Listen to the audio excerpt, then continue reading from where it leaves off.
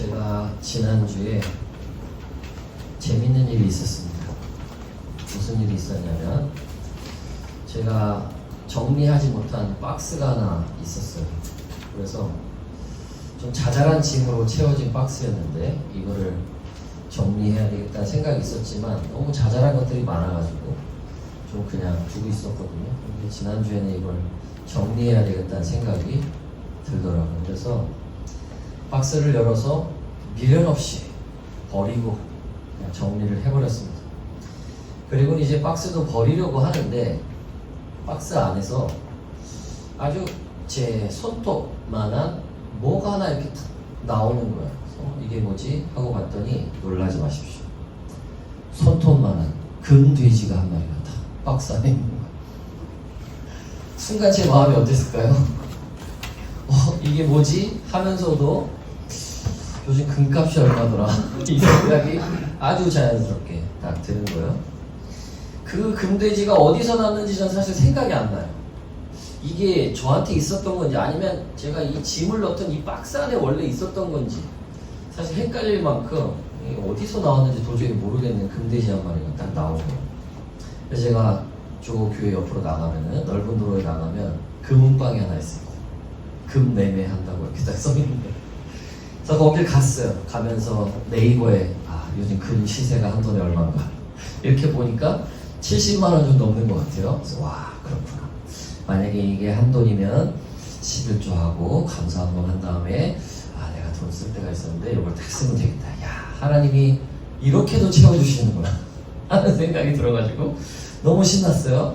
그래서 금은방에 들어갔습니다. 사장님, 저한테 다 작은 돼지 한 마리가 있는데 이거 좀 얼마인지 봐주세요 하고 딱 줬어요. 근데 사장님이 그걸 딱 봤더니 요거를 돋보기로 이렇게 보시는 거예요. 근데 약간 교계를 깍뚱깍뚱해요. 그러더니 망설임도 없이 저한테 뭐라고 그러냐면 이거 금 아니에요 이러시는 거예요. 에? 이거 왜 금이 아니에요? 그래 다시 좀 봐달라고 그랬더니 다시 이렇게 보시더니 아주 단호하게 이거 쇳덩어리에 도색한 거예요. 이거 금 아니에요. 제가 금을 본 적이 없어 생각해보니까. 그냥 금색만 알지 야 이게 진짜 순금인지 아닌지 제가 몰랐던 거예요. 그래서 제가 도색된 쇠 금돼지를 쇠 덩어리 돼지를 들고 금은방을 나오는데 아주 민망했습니다. 도대체 나한테 왜 하나님이 이런 일을 허락하셨을까? 이번 주 설교를 준비하다가 이런 마음이 들었어요. 야, 네가 순금인데 쇳덩어리 금돼지가 왜 필요하냐? 이런 마음을. 다른 금돼지가 왜 필요하냐? 네가 순금인데. 이런 생각이 드는 거예요. 설교 준비를 하다가. 그렇구나. 제 딴에는 이것도 하나님의 뜻이다 생각하고, 물론 뭐 진짜 순금이었어도 너무 감사했겠죠. 근데 그렇지 않아도 내가 주님 손에 순금인데 하나님이 나에게 그렇게 함께 하시는데 내가 이거 뭐 얼마 그거 뭐 하나 쬐끄만 거 하나 나왔다고 내가 이렇게 흥분을 했나. 야, 그게 딱 깨달아지더라고요. 여러분, 우리는요 주님의 존귀한 사람들입니다. 믿고 계십니까? 네, 우리는 하나님의 존귀한 사람들이에요. 근데 우리가 이걸 너무 쉽게 잊어버려요. 내가 주님 손에 얼마나 존귀한지 보다 내가 하는 일과 사람들의 시선과 내가 가지고 있는 것들을 가지고 나를 자꾸 판단하려고 해요. 그거하고 상관없이 나 자체가 주님 손에 존귀한 자인데도 불구하고 사람밖에 충분한 자인데도 불구하고 그걸 잊어버리고 이게 있어야 내가 존귀하고 저런 일을 해야 내가 존귀하고 남들이 나를 그렇게 봐줘야 존귀하다고 나를 생각해요. 근데 여러분은 아니에요. 내가 순금덩어리야. 여러분은 도색된 사람들이 아닙니다. 아멘. 여러분은 쇳덩어리가 아니에요. 아멘. 여러분이 순금이에요. 근데 이제 이런 질문이 생기죠. 들을 때는 그치 맞아 그렇지 아멘 되는데 이걸 다 까먹고 살아요.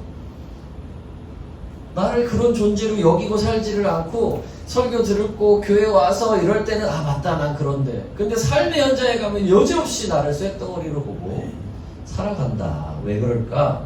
그 이유가 오늘 읽은 창세기 25장 19절 이후에서 그 원인을 좀 발견할 수 있는 것 같아요. 창세기 22장 본문은 크게 두 이야기로 되어 있어요. 첫 번째는 리브가, 이삭의 아내 리브가가 임신하지 못했는데 기도했더니 하나님이 복중에 쌍둥이가 잉태되게 하셨다. 복중에서 이 아이가 싸우더라고. 그런 이야기가 되어 있고, 또 하나의 이야기는 이 태어난 쌍둥이 에서와 야곱이 어떤 정체성을 가지고 삶을 살고 있었는가에 대한 이야기입니다. 크게 두 이야기예요. 여기서 제가 주목해보고 싶은 건 에서와 야곱의 정체성과 관련된 부분입니다. 창세기 25장 27절은 이렇게 기록하고 있습니다. 두 아이가 자라 에서는 날쌘 사냥꾼이 되어서 들에서 살고 야곱은 성격이 차분한 사람이 되어서 주로 집에서 살았다. 두 아이가 자랐다. 근데 자랐는데 그 두 아이의 삶의 반경이 확연히 달라집니다. 에서는 날쌘 사냥꾼이 되어서 들에서 살았다. 사냥터에서 살았다는 거예요. 어떻게 뭐 사냥터에서만 살았겠어요? 집에 와서 살았겠죠. 근데 주 활동 반경이 다 그 들인 거예요. 근데 야곱은 성격이 차분한 사람이 되어서 주로 집에서 살았다. 우리말 이 세번역 성경에는 집이라고 되어 있는데 옛날 개역개정은 이제 장막에서 살았다. 그게 집이죠. 에서는 들에서 살고 야곱은 집에서 살았다. 근데 이 두 사람의 삶의 반경이 이렇다라고 하는 것의 결과가 이제 어떻게 되느냐? 그게 29절에서 33절에 나오는 말씀인데, 한 번은 야곱이 죽을 끓이고 있었어요. 근데 그때 에서가 아주 허기진 상태로 들에서 있다가 사냥을 하다가 이제 집에 돌아온 거예요. 그리고는 야곱에게 이렇게 말합니다. 야, 그 죽을 좀 내가 빨리 좀 먹자. 나 배고파 죽겠다. 이런 얘기를 합니다. 그러자 야곱이 말하는 거죠. 그럼 먼저 형의 그 맏아들의 권리, 옛날 성경에 장자권이라고도 했는데 그 맏아들의 권리를 나에게 파시오. 이렇게 얘기하는 거예요. 그때 에서가 뭐라고 말하느냐? 아니 내가 지금 죽게 생겼는데 맏아들의 권리가 뭐가 중요하냐? 그리고는 맏아들의 권리를 동생에게 넘기겠다고 맹세를 해요. 그리고는 그 죽을 팥죽을 하나 얻어 먹은 거예요. 여러분 제가 길게 말씀드리지 않아도 대략 아실 거라고 생각해요. 구약 성경에서 맏아들의 권리라고 하는 거는 아버지의 권리를 말하는 거고, 아버지의 권리를 말한다는 건 뭐냐? 그 아버지의 모든 걸 이어받을 권리가 이 맏아들에게 있다는 뜻인 거예요. 그 가문의 모든 권리를 다 이어받는다는 거예요.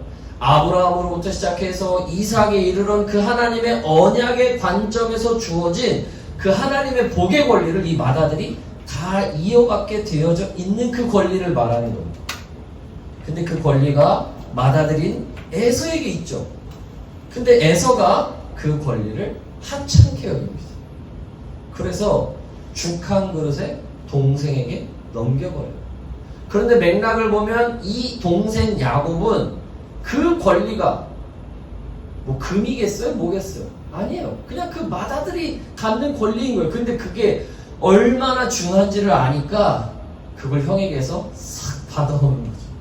여러분 오해하지 마셔야 될 거는 제가 야곱이 잘했다는 얘기를 그냥 하려고 하는 게 아닙니다. 그 방식은 어떻게 보면 좀 치사해 보이긴 해요. 배고픈 사람한테 먹을 걸로 꼬셔가지고 그러는 거니까. 그런데 그런 얘기를 하려는 게 아니라 에서는 이 맏아들의 권리를 가볍게 여겼고 야곱은 그걸 귀한 줄 알았다는 거예요. 근데 왜 이런 결과가 나왔느냐? 에서는 들의 사람이고 야곱은 집의 사람이기 때문에 그런 거예요.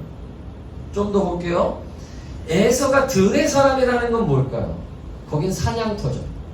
오늘날로 그냥 쉽게 말한다면 거기는 약육 방식의 현장입니다. 어떻게든 힘을 가지고 온갖 내 재능을 다 발휘해서 저 상대방을, 이 사냥 대상을 죽여야 돼. 폭력이 난무하고 피가 난무하고 괴력이 난무하는 곳이에요. 일종의 그곳은 어떻게든 살아남아야 되는 곳이에요. 힘들게 사는 거죠. 그러니까 집에 돌아올 때쯤 어떻게 돼 있어요? 초죽음이 돼 있어가지고 이 죽 한 그릇 안 먹으면 죽을 것처럼 막 느껴버리는 삶이 그런 들판의 삶입니다. 내 몸을 어떻게든 회복시켜서 잘 먹고 또 나가서 싸우고 또 치열하게 살아야 되는 것, 그게 들판의 원리예요. 야곱은 그런 삶의 현장을 살아가는 사람이에요. 에서는 어떻게든 죽이고 자기가 안 죽고 남을 죽여야 내가 사는, 어떻게든 치열하게 어떻게든 힘을 가지고 어떻게든 권세를 가지고 세력을 만들어서 또 다른 어떤 사냥꾼들과의 그 알력 관계에서도 살아남아야 되고 사냥도 잘해야 되고, 생각만 해도 피곤하죠. 여러분 지금 어디 살고 계세요? 다 들판 살아요. 이 신촌이라는 들판에, 서울이라는 들판에, 이 대한민국이라는 들판에서 다 살아갑니다. 그러니까 치열하게 살면 집에 와서 그냥 발 씻고 침대에 누워서 코 골고 일어나면 또 그 다음날 또 일하러 가야 돼요. 이게 들판의 삶이죠. 그러다 보니까 당장 내 육신에 먹을 것에 급급해져요. 그런 들판의 삶을 살면 마다들의 권리 같은 거는 팥죽하고 밥도 될 만큼 별게 아닌 게 돼요.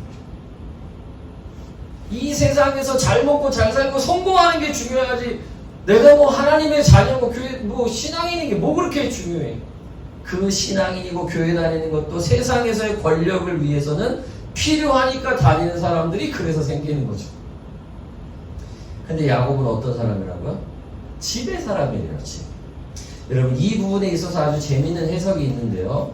이런 해석이 있어요. 뭐냐면 야곱이 집의 사람이었다는 의미는 뭐냐면요, 야곱이 집에서 아버지 혹은 어머니 아니면 할아버지 아브라함과 함께 지내면서 그 맏아들의 권리도 알고 언약의 은혜도 알고 하나님의 역사의 그 섭리를 이해하는 사람이 됐다라는 뜻이라는 거예요.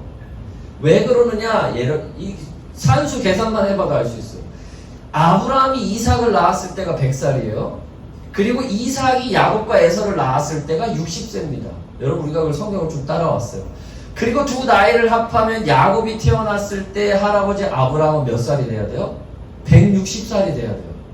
근데 아브라함이 몇 세에 세상을 떠났냐면 175세에 떠났어요. 그러니까 15년 동안 야곱과 에서가 어린 시절 유아기를 지나 청소년 시절을 지날 때쯤, 우리로 따지면 그때 아브라함은 살아있었어요. 근데 에서는 어디 가서 살아요? 들판 가서만. 그럼 야곱은 어디 있다고요? 차분한 사람이 돼서 집에 있대요. 집에서 뭐 했을까요? 할아버지 하나님 얘기해 주세요. 야, 할아버지가 네 아빠 이삭 데리고 산에 가가지고 번제 드리려고 했는데 그때 얘기해 줄까? 그러면서 막 옛날 얘기해주고, 네 할머니가 지금은 돌아가셨지만 보고 싶네, 사라가 아이를 내가 100세에 낳지 않으니 네 아버지가 할아버지 100세에 태어난 거야. 막 이런 얘기하면서 얘기하다 무슨 얘기 하겠어요? 하나님이 우리 할아버지를 부르셨구나, 우리 아버지를 부르셨구나. 그러면 그게 이제 이렇게 나오는데 맏아들 형한테 이게 은혜가 가는 거야? 야곱이 그런 생각 안 했을까요? 그런 해석이 가능하다. 그래서 야곱이 집의 사람이었다라고 하는 거는 그래서 이렇게 중요한 영적 원리를 아는 사람이 됐다는 거예요. 이게 제 추측이나 산수적인 계산만이 아니라 히브리서 11장 9절에 보면 이런 말씀이 있어요. 제가 읽어드릴게요. 믿음으로 그는 약속하신 땅에서 타국에 몸붙여 사는 나그네처럼 거류하였으며 같은 약속을 함께 물려받을 이삭과 야곱과 함께 장막에서 살았습니다. 아브라함은 이삭과 야곱과 함께 장막에서 살았다고 히브리서 11장 9절은 말해줘요. 그러니까 제 계산이 아니라 그냥 일반적인 계산이 아니라 성경이 진짜 그런 거예요. 야곱은 아브라함하고 함께 장막에서 살았다는, 그러면서 하나님이 우리 집안에 어떤 일을 하시는지, 어떤 계획을 가지고 계신지, 어떤 일을 하실지를 야곱은 아는 거예요. 근데 들판에만 나가 있으면 어떻게 될까요? 관심이 없다니까요. 왜냐면 당장 눈앞에 있는 내가 잡을 거, 취할 거, 어떻게든 얻어내야 될 거, 사람들, 다른 사냥꾼들과의 경쟁 관계, 거기서 내가 어떻게든 조금이라도 더 해내야 되는 거, 물론 합리화시킬 수도 있겠죠. 내가 이거 잡고 가서 우리 가족들을 먹여 살려야지. 뭐 합리화 괜찮아요. 그것도 어느 정도는 맞으니까. 하지만 그렇게만 사는 사람은 마다들의 권리를 발로 차버려요. 하나님의 은혜를 잊어버려요. 하나님의 언약의 섭리를 그냥 방치해버립니다. 그리고 그냥 치열하게만 사는 거예요. 열심히만 사는 거예요. 여러분, 오늘날 우리에게 있어 마다들의 권리는 뭘까요? 대표적인 표현 하나를 빌리자면 하나님의 자녀됨의 권리라고 표현할 수 있습니다.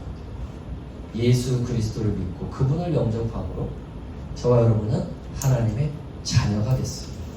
자녀의 권세가 있고 권리가 있습니다. 이걸 좀 풀어서 표현하면 저와 여러분은 그리스도 예수를 믿고 그분을 영접함으로 그리스도 예수 안에 있는 그 생명, 그 부활 생명, 그 생명 안에서의 자유를 얻는 사람들이 됐어요.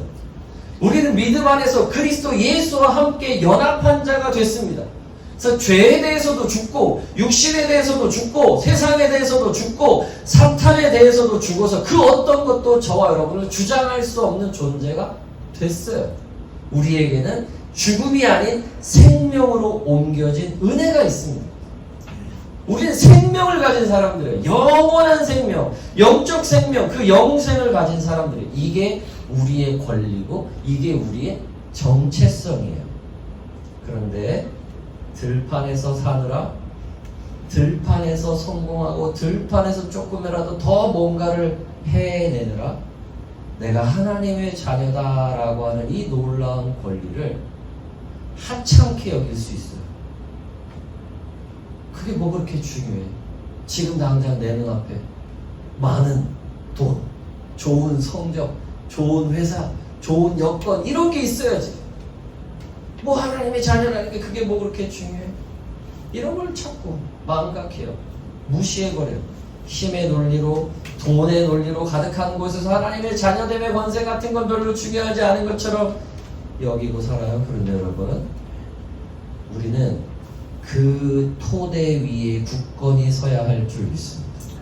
내가 하나님의 자녀고 내가 그리스도 예수 안에 있고 나는 그 예수 그리스도와 연합하여 그분으로 말미암아 생명과 권세와 능력이 나에게 주어져 있다라고 하는 사실이 명확하게 우리 안에 있지 않으면 그러면 예수 믿고 그 은혜 안에 사는 것이 아무 의미가 없어지는 거예요.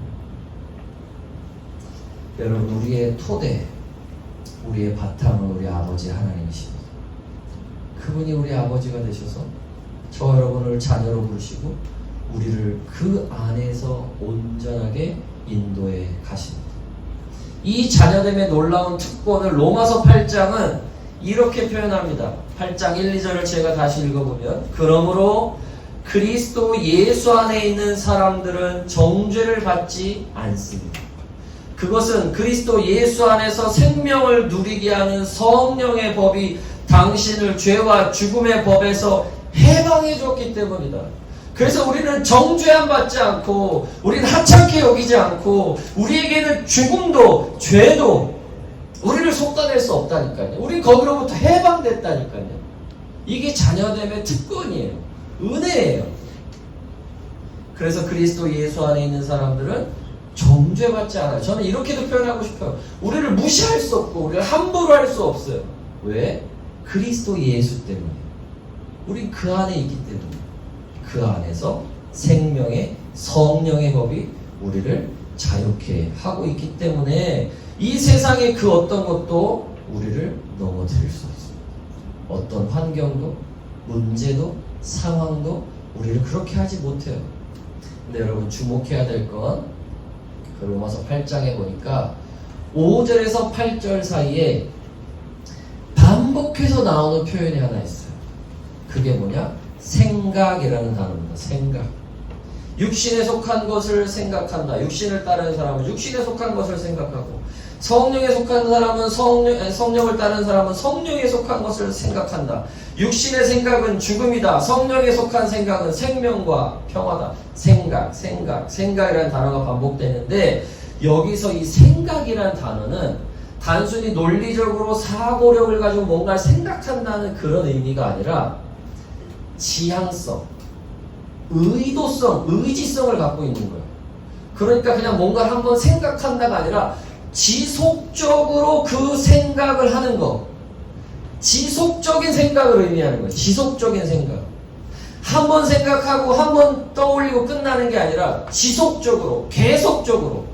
그러니까 나는 성령의 사람이다.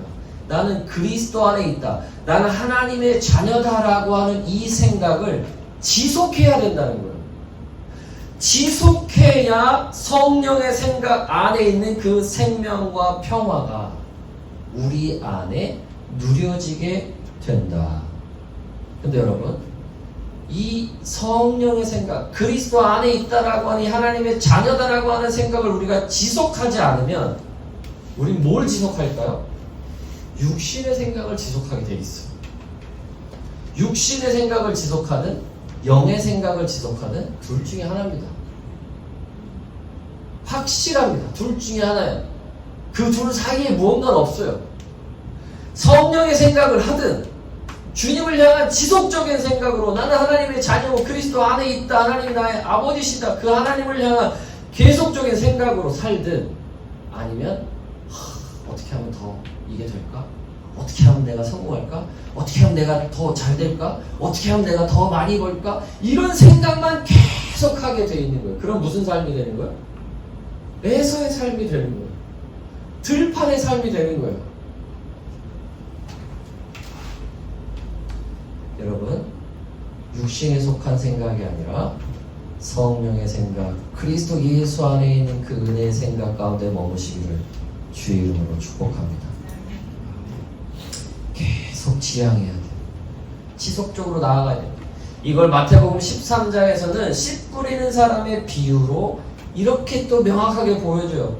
마태복음 13장 23절에 보면, 그런데 좋은 땅에 뿌린 씨는 말씀을 듣고서 깨닫는 사람을 두고 하는 말인데, 이 사람이야말로 열매를 맺되 100배 혹은 60배 혹은 30배의 결실을 낸다.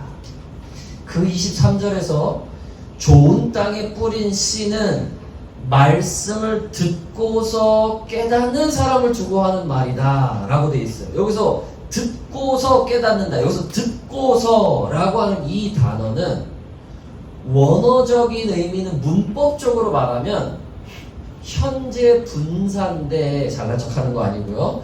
요 현재 분사로 쓰여졌다는 뜻이 뭐냐면, 이 듣는다는 말이 한번 듣고 끝났다는 게 아니라 지속적으로 반복적으로 듣는 걸 의미한다는 거예요. 한번 듣고 깨닫는 게 아니라 계속 듣는 거예요. 듣고 듣다 보면 어떻게 될까요? 깨달아져요.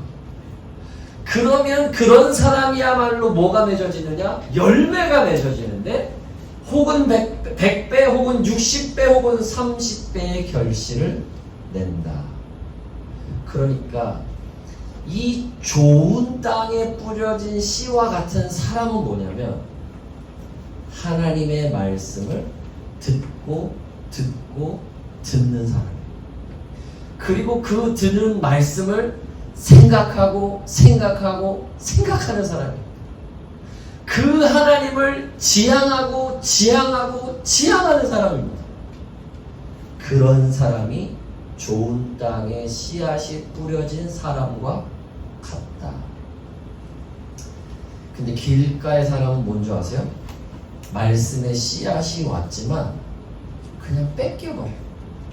이 사람은 듣고 그냥 끝나는 사람. 한번 듣고 끝나는 사람은 길가와 같은 사람. 주일 말씀을 한번 듣고 주일 예배를 드렸는데, 우리 대단한 동행교회는 주보를 아주 자세하게 쓰죠. 왜 그럴까요? 그 주보에도 그 내용도 심지어 써놨어. 주일 예배를 되새기만 하고, 하지만 아무도 되새김하지 않는다. 그렇게 믿고 싶진 않아요.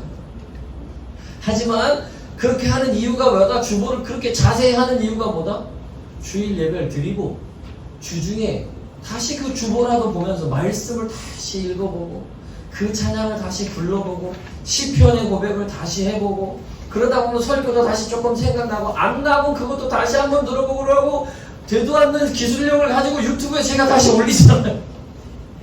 그거 다시 듣고 다시 읽고 다시 생각하면 좋은 땅에 뿌려진 씨앗과 같은 사람인 거예요. 좋은 밭인 사람인 거죠. 근데 길가는 뭐다? 한번 들은 걸로 들었으니까 끝. 그러니까 말씀에 열매가 없어요. 돌짝밭 같은 사람은 뭘까요? 뿌리가 없어요. 듣는 건 좋아해. 하지만 뿌리 내리도록 만들지를 못해요. 아, 오늘 설교 좋았어. 아, 그래도 안 좋을고 듣긴 들어. 그래도 설교 듣는 거 좋아해. 근데 뿌리가 안 내려. 왜 그럴까요? 듣고 생각하고 지향하지 않기 때문인 거죠. 가시덤불은 어떤 걸까요? 세상 염려가 너무 많아요. 말씀을 듣긴 들어요. 그런데 동시에 내 안에 이 분심이 가득해 함께 있어.